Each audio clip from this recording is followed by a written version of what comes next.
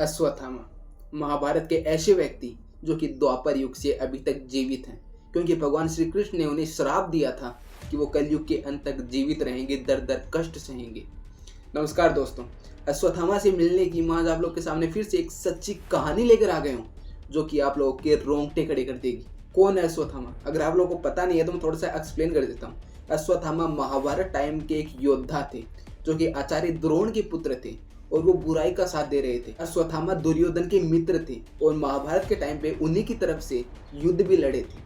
और जब दुर्योधन हार गया था, जब कौरव सेना हार गई थी, उसके बाद अश्वत्थामा ने ब्रह्मास्त्र का उपयोग राजा परीक्षित पर कर दिया था, जिनका उस टाइम पे जन्म भी नहीं हुआ था, जिसकी वजह से भगवान श्री कृष्ण को क्रोध आ जाता है और वो अश्वत्थामा के माथे की मणि को निकाल लेते हैं और उसे ये श्राप देते हैं कि वो कलयुग के अंत तक जीवित रहेगा, दर दर कष्ट सहेगा। लोग उसकी सहायता के लिए उसके निकट भी नहीं आएंगे, वो सबसे मदद मांगेगा लेकिन कोई भी उसकी सहायता नहीं करेगा और यही तुम्हारा श्राप है। जिसके बाद द्वापर युग बीतता है और कलयुग आ जाता है और कलयुग में भी अश्वत्थामा आज भी जीवित हैं और बुरहानपुर के असीरगढ़ के किले में अश्वत्थामा को देखने का दावा किया जाता है। वहाँ पे एक शिव मंदिर है जहाँ पर अश्वत्थामा सबसे पहले आकर महादेव की पूजा करते हैं, लेकिन वो किसी को दिखाई नहीं देते और कई बार तो वहाँ के लोगों ने वहाँ पे कैमरे भी लगाए असीरगढ़ के किले के अंदर ताकि वो अश्वत्थामा को कैप्चर कर सके।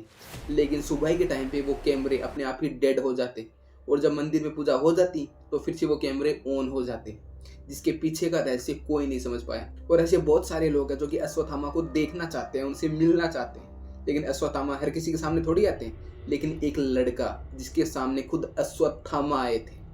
इस पूरी कहानी को जानने के लिए वीडियो के अंत तक बने रहें और हम इस वीडियो की शुरुआत करते हैं। ये कहानी शुरू होती है दिल्ली में रहने वाले एक लड़के से जिसका नाम था राजीव। राजीव का जो परिवार था वो भगवान पर काफ़ी ज़्यादा भरोसा किया करता था और वो बचपन से ही अपने दादाजी से महाभारत और रामायण की कहानियाँ सुनकर बड़ा हुआ था और ऐसे ही उसने अश्वत्थामा के बारे में भी सुन रखा था।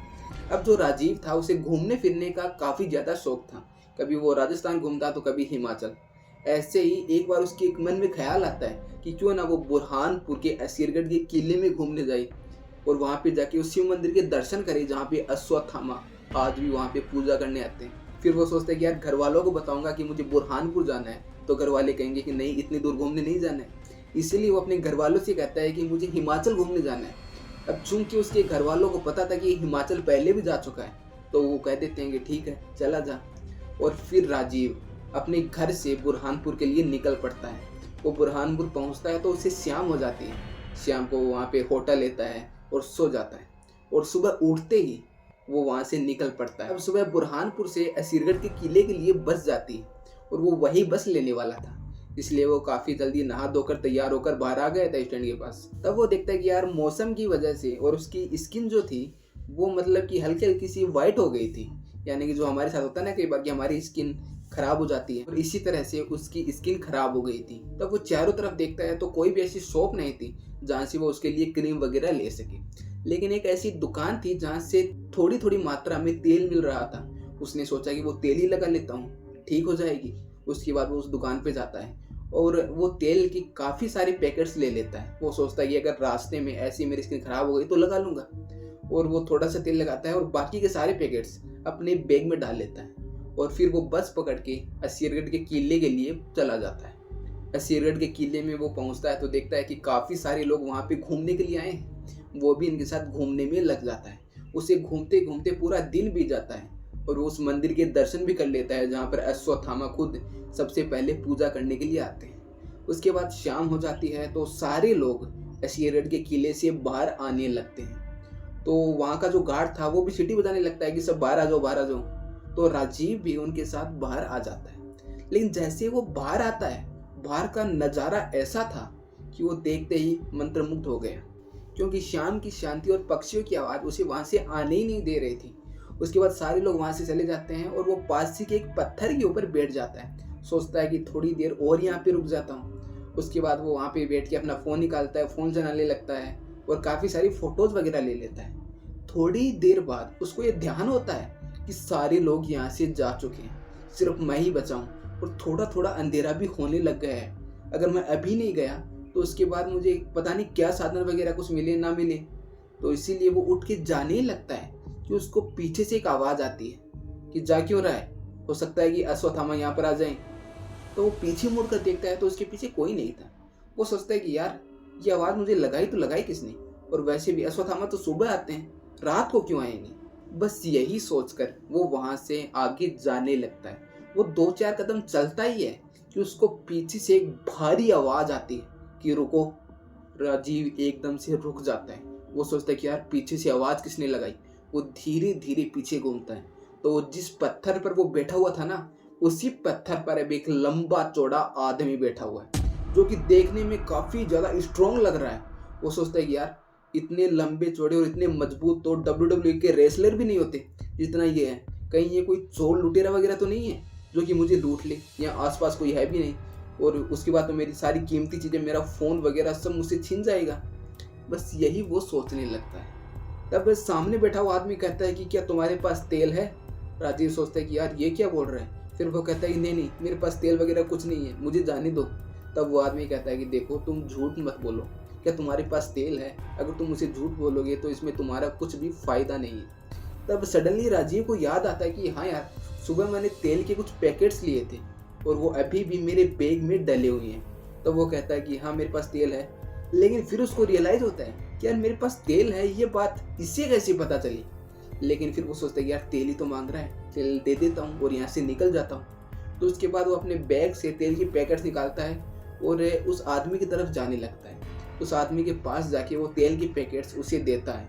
वो आदमी उन्हें खोलकर अपने हाथ पर निकालता है और अपने पास में से एक पोटली निकालता है जिसमें हल्दी थी। तो वो हल्दी और तेल को मिक्स कर लेता है और उसके माथे पर एक घाव था, तो वो हल्दी और तेल को मिक्स करके अपने माथे के घाव पर लगाने वाला था।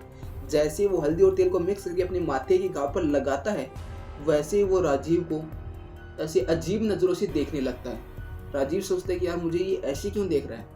लेकिन वो आदमी राजीव को जैसे जैसे देख रहा था, राजीव भी हिप्नोटाइज हो रहा था, मानो कि उसके वश में हो रहा था। और फिर अचानक राजीव की आंखें बंद हो जाती हैं और वो वहीं पे बेहोश होकर गिर जाता है। फिर जब उसकी आंख खुलती है तो वो असीरगढ़ किले के मेन गेट के बाहर ही पड़ा हुआ था। उसको होश आता है, वो खड़ा होता है तो देखता है कि यार वो पता नहीं वो आदमी कौन था, रात को मुझे क्या कर दिया, मैं बेहोश हो गया। और फिर वहाँ से वो जाने लगता है, मेन रोड पकड़ता है और सीधा ही भागने लगता है क्योंकि वो पूरा घबरा चुका था। थोड़ी देर बाद पीछे से एक बस आती है, वो उसमें बैठ के होटल जाता है और होटल से नहा धो के वापस दिल्ली अपने घर के लिए निकल जाता है। अपने घर पे पहुंचता है तो उसका चेहरा पूरा उतरा हुआ था।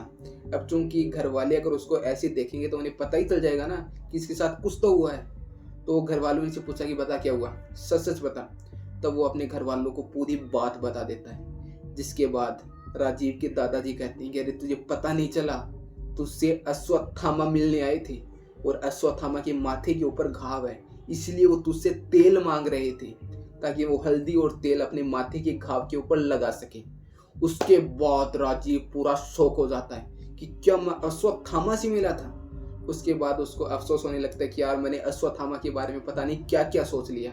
और फिर वो अश्वत्थामा से और भगवान श्री कृष्ण से माफ़ी मांगने लगता है। यदि आपको अश्वत्थामा की पूरी वीडियो देखनी है तो ऊपर में कुछ लिखा हुआ आ रहा होगा, वहाँ पे क्लिक करके आप वो वीडियो देख सकते हैं। और ये वीडियो थप्पड़ है उन लोगों के मुंह पर जो कि कहते हैं कि महाभारत जैसा कुछ भी हुआ ही नहीं था, या फिर महाभारत केवल एक माइथोलॉजी है। जी नहीं, महाभारत केवल एक माइथोलॉजी नहीं है, बल्कि हमारा एक बहुत बड़ा इतिहास है। उम्मीद करता हूँ कि अगर वीडियो यहाँ तक देखे है और अगर पसंद आएगा तो वीडियो को लाइक जरूर से कर दीजिएगा। और अगर आपको भी हॉरर स्टोरी और मिस्टीरियस वीडियो देखना पसंद है तो इस चैनल को सब्सक्राइब कर लो यार, क्योंकि इस चैनल पर मैं हर रोज हॉरर स्टोरी और मिस्टीरियस वीडियो के टॉपिक लाता रहता हूँ। और अगर आपके पास भी कोई कहानी या कोई टॉपिक है तो इसका लिंक इस वीडियो के डिस्क्रिप्शन बॉक्स में मौजूद है, सीधा क्लिक करके वहीं पर पहुँच जाइए और DM कीजिए। हो सकता है कि मेरी अगली वीडियो आपकी कहानी या टॉपिक पर बन रही हो। और हम मिलते हैं इसके नेक्स्ट वीडियो के अंदर किसी नए टॉपिक के साथ में, तब तक के लिए धन्यवाद।